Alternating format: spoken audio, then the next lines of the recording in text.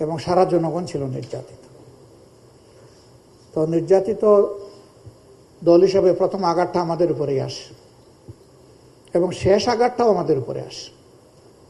প্রথমে আমাদের নেতৃবৃন্দকে মিথ্যা মামলায় জড়িয়ে একটা ট্রাইব্যুনালে নিয়ে, যেটাকে আমরা বলি জুডিশিয়াল কিলিং, সেটা করা হয়েছে। ব্রিটেনের একটা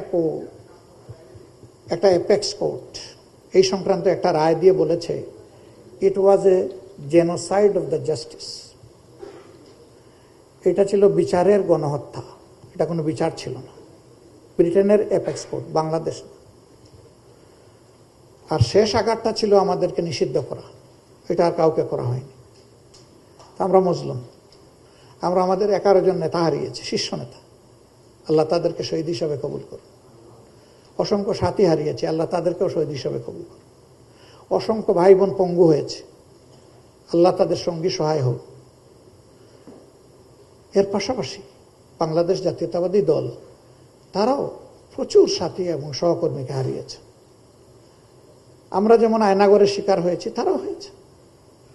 আমরা যেমন মামলা খেয়েছি, জেলে গিয়েছি, তারাও খেয়েছেন, গিয়েছেন, লাখে লাখে, হাজারে হাজারে না। আমরা উভয় দল। ব্যক্তি হিসাবে বেগম খালেদা জিয়াও জুলুমের শিকারে পরিণত হয়েছিলেন।